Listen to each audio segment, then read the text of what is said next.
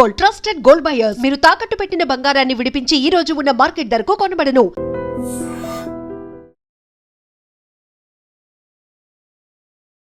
Sir, ప్రపంచంలోనే diabetes చాలా వేగంగా వెళ్తూ ఉంది. ఎక్కడ చూసుకున్నా. అండ్ ఇండియా అనేది మనం చూసుకుంటే ఎక్కువగా క్యాపిటల్‌గా మారిపోతుంది డయాబెటీస్‌కి. అయితే గ్లోబల్ లెవెల్‌లో చూసుకున్నా కూడా ప్రతి నలుగురిలో ఒకరికైతే డయాబెటీస్ ఖచ్చితంగా ఉంటుంది. దానివల్ల తర్వాత మల్టిపుల్ ప్రాబ్లమ్స్ వస్తున్నాయి. హార్ట్ స్ట్రోక్ దగ్గర నుండి, బ్రెయిన్ స్ట్రోక్ దగ్గర నుండి, కిడ్నీ ఫెయిల్యూర్ ఇవన్నీ వస్తున్నాయి కదా సార్. అసలు మూల కారణం డయాబెటీస్‌కి ఎక్కడ స్టార్ట్ అవుతుంది? అండ్ హోమ్ రెమెడీస్ అంటే ఏం చెప్తారు? సో పిండి పదార్థాల సేవన ఎక్కువగా ఉండడం ప్రధానమైన కారణమ్మా. తీసుకునే ఆహార పదార్థం ఎక్కువైపోయింది, చేసేటువంటి శారీరక శ్రమ తక్కువైపోయింది. ఇది ప్రధానమైన కారణం. దీనికి అనుబంధంగా నువ్వు ఉంటే నేను ఉండకుండా పోతానని చెప్పేసి మానసిక ఒత్తిడి మరొక ప్రధానమైన కారణమ్మా. సో స్ట్రెస్ఫుల్ లైఫ్, వీటన్నిటికి తోడు environmental pollutions, so multiple factories వల్ల మరి డయాబెటీస్ విపరీతంగా పెరిగిపోతుంది. ఆల్మోస్ట్ క్యాపిటల్ అని చెప్పేసి మీరే చెప్పారు కదమ్మా ఇండియా. సో ఇది బాధాకరమైన విషయమా. సో దీనికోసం అని చెప్పేసి మరి ముఖ్యంగా చెప్పుకోవాలంటే చిన్న వయసు నుంచే షుగర్ రావడం మొదలైంది. సో చిన్న వయసు నుంచే షుగర్ రావడం మొదలవడం చేత మరి దాన్ని కంట్రోల్లో ఉంచుకోవాలని చెప్పేసి డాక్టర్స్ కూడా చెప్తున్నారు. కాబట్టి కంట్రోల్లో ఉంచుకునేందుకు రకరకాల ప్రయత్నాలు చేస్తున్నారు. మరి యొక్క ప్రయత్నాలు కొంతమందికి సఫలీకృతం అయితే, కొంతమందికి వాళ్ళకు తెలియక చేసేటువంటి వివిధ రకాలైన పొరపాట్ల వల్ల ఆరోగ్య స్పృహ లేకపోవడం చేత షుగర్ అనేది కంట్రోల్ కావడం లేదు. సో రకరకాల మందులు వాడుతుంటారు, షుగర్ మాత్రం నార్మల్కి రాదు, చాలా ఇబ్బంది పడుతుంటారు. దీనివల్ల భవిష్యత్తులో కూడా అనేక రకాలైన కాంప్లికేషన్స్ కూడా వచ్చేదానికి అవకాశం ఉంటుందన్నమాట. మరి ఈ నేపథ్యంలో వైద్యులు సూచించిన పద్ధతిలో ఆధునిక కృత్రిమ రసాయన ఔషధాలు వాడుకుంటూ ఇప్పుడు మనం చెప్పుకోబోయేటువంటి ఔషధం వాడుకోవడం వల్ల ఎలాంటి సైడ్ ఎఫెక్ట్స్ ఉండవు, షుగర్ బాగా కంట్రోల్లో ఉంటుంది, భవిష్యత్తులో కాంప్లికేషన్స్ రాకుండా ఉండేటువంటి పరిస్థితి ఏర్పడుతుంది. ఆధునిక కృత్రిమ రసాయన ఔషధాల యొక్క డోసు కూడా మ్యాక్సిమం తగ్గించడానికి అవకాశం ఉంటుందమ్మా. సో ఆ ఔషధం ఎలా తయారు చేసుకోవాలంటే పొడపత్రి అనేటువంటి ఔషధం మనకు మార్కెట్లో దొరుకుతుంది. పొడపత్రి, దాని పేరు పొడపత్రి. సో ఒక మేషశృంగి అని చెప్పేసి సంస్కృతంలో చెప్తారు. పొడపత్రి ఆ ఎండించినటువంటి ఆకులు మనకు మార్కెట్లో దొరుకుతాయి, పౌడర్ కూడా మనకు మార్కెట్లో దొరుకుతుందమ్మా.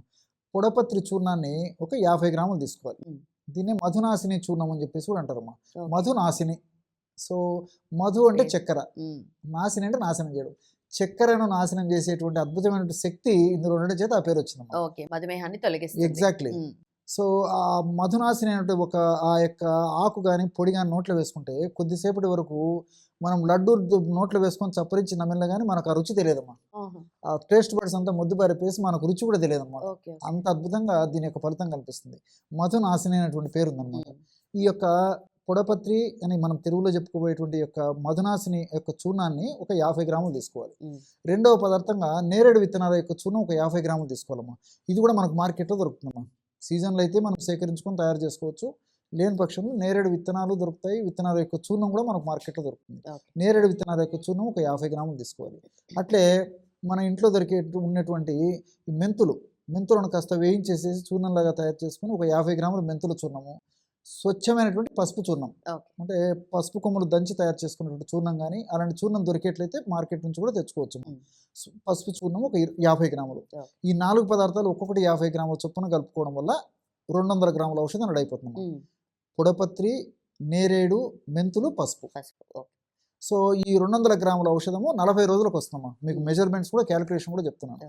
ఈ 4 పదార్థాలు బాగా కలిపేసి ఒక గాజు సీసాలో నిల్వ ఉంచుకొని రోజు ఉదయం ఆహారం తర్వాత ఒకసారి, అదేవిధంగా రాత్రి ఆహారం తర్వాత ఒకసారి ఒక 50 ml నీళ్లలో 1/2 టీ స్పూన్ పౌడర్ కలిపేసి తాగేసేయడం. ఈ విధంగా రోజు ఒక 5 గ్రాముల చొప్పున వాడుకోవడం వల్ల 40 రోజులకు 200 గ్రాముల ఔషధం అయిపోతుంది. అయిపోయిన తర్వాత మళ్ళీ ఫ్రెష్గా తయారు చేసుకొని వాడుకుంటున్నామమ్మా. దీర్ఘకాలం పాటు వాడినప్పటికీ అన్నీ మనకు సైడ్ బెనిఫిట్స్ ఉంటాయి, ఎలాంటి సైడ్ ఎఫెక్ట్స్ ఉండవమ్మా. ఆధునికంగా మనం ఆలోచన చేసినప్పటికమ్మా ఈ పొడపత్రిలో జిమినిమిక్ యాసిడ్, శాపనిన్స్ ఇలాంటి అనేక రకాల రసాయన పదార్థాలు చాలా చక్కగా ఈ యొక్క షుగర్ను నియంత్రించేందుకు ఉపయోగపడతాయి. అంతేకాకుండా ఈ జిమినిమిక్ యాసిడ్ అనేటువంటి రసాయన పదార్థం యొక్క మరొక గుణం ఏంటంటే మనం తీసుకునేటువంటి ఆహార పదార్థాలు ఉన్నటువంటి పిండి పదార్థాలు త్వరగా చక్కెరగా మారకుండా ఉండేది కూడా ఈ జిమినిమిక్ యాసిడ్ ఉపయోగపడుతుందమ్మా. సో ఈ విధంగా పొడపత్రి చాలా చక్కగా ఉపయోగపడుతుంది. అదేవిధంగా నేరేడులో ఉన్నటువంటి కొన్ని రకాలైనటువంటి రసాయన పదార్థాలు ఈ లిటియోలిన్, యాంథోసైనిన్స్ ఇలాంటి రసాయన పదార్థాలు ఏం చేస్తాయంటే మన జీర్ణ వ్యవస్థలో అమైలేజ్ అనేటువంటి ఒక ఎంజైమ్ ఉత్పత్తిని తగ్గించేస్తాయమ్మా. సో మనం తీసుకునే పిండి పదార్థాలు ఎక్కువగా జీర్ణం కావడం చేత, త్వరగా జీర్ణం కావడం చేత చక్కెరగా మారుతాయి. ఉమ్, దానికి కారణం ఏంటంటే అమైలేజ్ అనేటువంటి ఎంజైమ్. ఓకే. ఈ అమైలేజ్ అనేటువంటి ఎంజైము బాగా పనిచేసినప్పుడే ఈ యొక్క పిండి పదార్థాలు త్వరగా చక్కెరగా మారిపోతాయి. అమైలేజ్ అనేటువంటి ఎంజైమే ఉత్పత్తి తగ్గిపోయినప్పుడు మనం తీసుకునే పిండి పదార్థాలు కూడా జీర్ణం కాదు కాబట్టి బయటకు వెళ్ళిపోతుంటాయి అన్నమాట. ఓకే. అది ఆ యొక్క ప్రయోజనం కూడా దీనివల్ల కలుగుతుందమ్మా. ఉమ్, ఇంకోటి ఏంటంటే ఇన్సులిన్ బాడీలో బాగా ఉత్పత్తి అయ్యేందుకు, అదేవిధంగా ఉత్పత్తి అయినటువంటి ఇన్సులిన్ సమర్థవంతంగా పనిచేసేందుకు కూడా ఈ యొక్క నేరేడు చాలా చక్కగా ఉపయోగపడుతుంది. ఓకే. మెంతుల గురించి ప్రత్యేకంగా చెప్పనక్కర్లేదమ్మా. షుగర్ వ్యాధి గ్రస్తులకు అందరికీ కూడా మెంతు గురించి తెలుసు. పొడి చేసుకొని తాగుతూ ఇంచుమించు ఉంటాం. ప్రతి ఒక్కరు వాడుకుంటుంటారు, ఏదో ఒక రూపంలో మెంతులు వాడుకుంటారు. దీని మీద పరిశోధనలు కూడా జరిగినాయమ్మా. ఉమ్, మనకు హైదరాబాద్లో తార్నాకలో జాతీయ పోషకాహార సంస్థ ఉందమ్మా. వీళ్ళు అనేక సంవత్సరాలు పరిశోధన చేసి మెంతులు చాలా అద్భుతంగా ఈ షుగర్ వ్యాధిని నియంత్రిస్తాయి, షుగర్ వ్యాధి వల్ల భవిష్యత్తులో ఇతర ఉపద్రవాలు రాకుండా ఉండేందుకు కూడా మెంతుల్లో ఉన్నటువంటి వివిధ రకాలైన రసాయన పదార్థాలు ఉపయోగపడతాయని చెప్పేసి కూడా పరిశోధన ద్వారా కూడా నిరూపించడం జరిగిందమ్మా. ఓకే. ఈ యొక్క మెంతుల్లో ఈ ట్రైగోనిలిన్, తర్వాత ఈ సాపనిన్స్, ఆల్కలాయిడ్స్, ఫ్లేవనాయిడ్స్ ఇలాంటి అనేక రకాలైన రసాయన పదార్థాలు కూడా ప్రత్యక్షంగా పరోక్షంగా ఈ యొక్క షుగర్ వ్యాధిని నియంత్రించేందుకు చాలా చక్కగా ఉపయోగపడతాయి. షుగర్ వ్యాధి వల్ల కాంప్లికేషన్స్ రాకుండా ఉండేందుకు చాలా సమర్థవంతంగా ఉండేందుకు ఈ యొక్క మెంతులు ఉన్నటువంటి వివిధ రకాల రసాయన పదార్థాలు ఉపయోగపడతాయి. అంతేకాకుండా మెంతులు వ్యాధి నిరోధక శక్తిని పెంచేందుకు చాలా చక్కగా ఉపయోగపడుతుంది. రక్తాన్ని శుద్ధి చేసేందుకు చాలా చక్కగా ఉపయోగపడుతుంది. షుగర్ వ్యాధిగ్రస్తుల్లో ఎక్కువ శాతం మందిలో చర్మ వ్యాధులు కూడా వచ్చేటువంటి పరిస్థితి ఏర్పడుతుంటుంది. ఓకే. ఆ చర్మ వ్యాధులు రాకుండా ఉండేందుకు, వచ్చినటువంటి చర్మ వ్యాధులు త్వరగా తగ్గేందుకు కూడా ఈ మెంతుల్లో ఉన్నటువంటి వివిధ రకాలైన రసాయన పదార్థాలు షుగర్ నియంత్రించడమే కాకుండా ఈ చర్మ వ్యాధులను కంట్రోల్ చేసేందుకు కూడా ఇవి చాలా చక్కగా ఉపయోగపడతాయి. అదేవిధంగా పసుపులో కుర్కుమిన్ అనేటువంటి రసాయన పదార్థం ఉంది. ఈ కుర్కుమిన్ అనేటువంటి రసాయన పదార్థం కూడా ఈ ఇన్సులిన్ బాగా ఉత్పత్తి చేసేందుకు, అదేవిధంగా ఇన్సులిన్ యొక్క సెన్సిటివిటీ, అంటే ఇన్సులిన్ మన బాడీలో ఉన్నప్పటికీ కొంతమందిలో సరిగా పనిచేయదమ్మా. ఎప్పుడైతే ఇన్సులిన్ పనిచేయదో దానివల్ల బ్లడ్లో, రక్తంలో ఉన్న చక్కెర అలాగే ఉండిపోతుంది కాబట్టి విపరీతంగా పెరిగిపోతుంది, అనేక రకాల సమస్యలు వస్తుంటాయి. ఆ యొక్క ఇన్సులిన్ సమర్థవంతంగా పనిచేసేందుకు కూడా ఈ యొక్క పసుపులో ఉన్నట్టు కుర్కుమిన్ అనేటువంటి పదార్థం ఉపయోగపడుతుంది. అంతేకాకుండా ఈ యొక్క పసుపు రక్త శుద్ధికరంగా పనిచేస్తుంది, అదేవిధంగా రక్తంలో ఉన్నటువంటి దోషాన్ని తొలగించేందుకు ఉపయోగపడుతుంది. అట్లే ఈ షుగర్ వ్యాధిగ్రస్తుల్లో ఎక్కువ శాతం మందిలో రక్తనాళాలకు సమస్యలు వస్తుంటాయి, బ్లాక్స్ ఏర్పడుతుంటాయి అన్నమాట. అంటే కొలెస్ట్రాల్ వల్ల కానీ, ఫ్యాట్ వల్ల కానీ, అదేవిధంగా ఈ ప్లేట్లెట్స్ వల్ల కానీ ఈ యొక్క పూడికలు రాకుండా ఉండేందుకు, వచ్చినటువంటి పూడికలు త్వరగా తగ్గేందుకు కూడా ఈ కుర్కుమిన్ చాలా చక్కగా ఉపయోగపడుతుందమ్మా. ఇంతేకాకుండా రక్తనాళాలను బాగా వ్యాకోచపరిచి చక్కటి రక్త సరఫరా దేహానికి కలిగి చేసేందుకు కూడా ఈ పసుపులో ఉన్నటువంటి కుర్కుమిన్ ఉపయోగపడుతుంది. ఇంతేకాకుండా షుగర్ వ్యాధిగ్రస్తుల్లో మరి కొంతమందిలో వయస్సు వచ్చిన తర్వాత మెదడుకు సంబంధించిన సమస్యలు, జ్ఞాపక శక్తి తగ్గిపోవడము, అదేవిధంగా పక్షవాతం రావడము, అదేవిధంగా పార్కిన్సన్స్ సమస్య రావడము, మెదడుకు సంబంధించిన ఇతర అనేక సమస్యలు రావడం కూడా జరుగుతుంటుంది. ఏకాగ్రత తగ్గిపోవడము, మేధాశక్తి తగ్గడం ఇలాంటివన్నీ జరుగుతుంటాయమ్మా. సో పసుపును వాడుకోవడం వల్ల షుగర్ వ్యాధి నియంత్రణలో ఉండడమే కాకుండా మెదడుకు సంబంధించినటువంటి ఇలాంటి అనేక రకాలైన జబ్బులు రాకుండా ఉండేందుకు కూడా పసుపులో ఉన్నటువంటి ఈ కుర్కుమిన్, ఇతర రసాయనిక పదార్థాలు సదా దేహంలో ఉంటూ, సదా కాపాడుతూ, సదా రక్షిస్తుంటాయేమో. ఈ విధంగా మల్టిపుల్ బెనిఫిట్స్ ఈ యొక్క ఫార్ములా ఉన్నాయి కాబట్టి దీర్ఘకాలం పాటు వాడినప్పటికీ అన్ని సైడ్ బెనిఫిట్స్ ఉంటాయి, ఎలాంటి ఇబ్బంది కూడా ఉండదమ్మా. ఓకే. ఓకే. సో డైరెక్ట్గా ఆయుర్వేద స్టోర్కి వెళ్ళేసి ఏదైనా మెడిసిన్ తీసుకోవచ్చా సార్ డయాబెటీస్కి? ఉన్నాయమ్మా, వాటికి సంబంధించి అనేక రకాలైన ఔషధాలు ఉన్నాయమ్మా. ఒక 2-3 రకాల ఔషధాలు అందరూ వాడుకోదగ్గ ఔషధాన్ని చెప్తానమ్మా. కొన్ని ఔషధాలు ఏంటంటే ఈ పాదరసము, గంధకము, అదేవిధంగా రసమాణిక్యము, అదే తాళకము ఇలాంటి వాటితో తయారు చేసినటువంటి అనేక రకాల రసాయన పదార్థాలు అమ్మా. శిలాజిత్తు ఇవన్నీ మాత్రం ఎవరికే వాళ్ళు వాడుకోవడం ఏమాత్రం మంచిది కాదు, ఆరోగ్యదాయకం కాదు, ఆమోదయోగ్యం అంతకన్నా కదమ్మా. సో సర్వసాధారణంగా అందరూ వాడుకోదగ్గ ఔషధాన్ని చెప్తానమ్మా. సో అలాంటి ఔషధం ఏంటంటే నిష ఆమలకి. నిష అంటే ఇదమ్మా పసుపు, ఆమలకి అంటే ఉసిరి.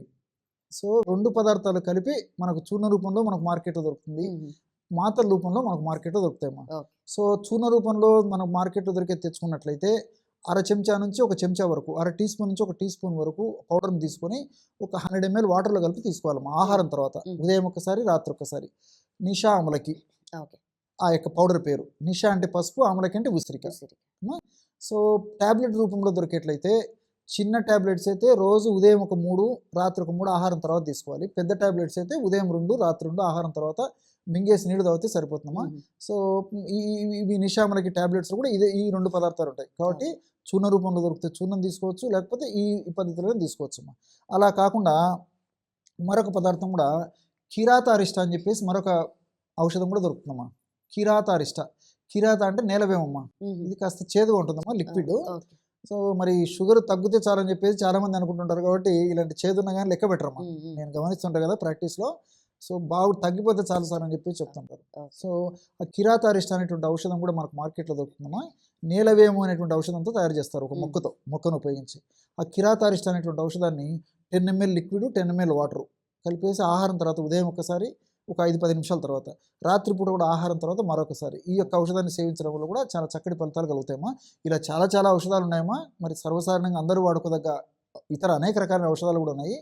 సమయాన్ని బట్టి, సందర్భాన్ని బట్టి ముందు వీడియోలో మరిన్ని కూడా చెప్పేదాన్ని నేను ప్రయత్నం చేస్తాను. తప్పకుండా sir. Thank you so much sir. Okay madam. And for more videos, Please subscribe to iDream. Please subscribe to iDream. Please subscribe iDream. And please subscribe to iDream. For more videos, subscribe to iDream. please like, share and subscribe to the channel. Congratulations, iDream.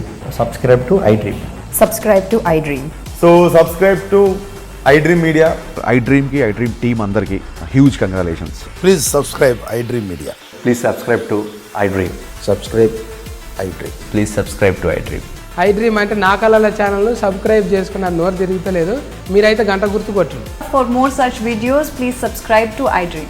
Subscribe to iDream. Please subscribe to iDream. Please subscribe iDream Media. Please do subscribe to iDream. Please subscribe to iDream Media. For best entertainment and information, please subscribe iDream. And don't forget to subscribe to iDream.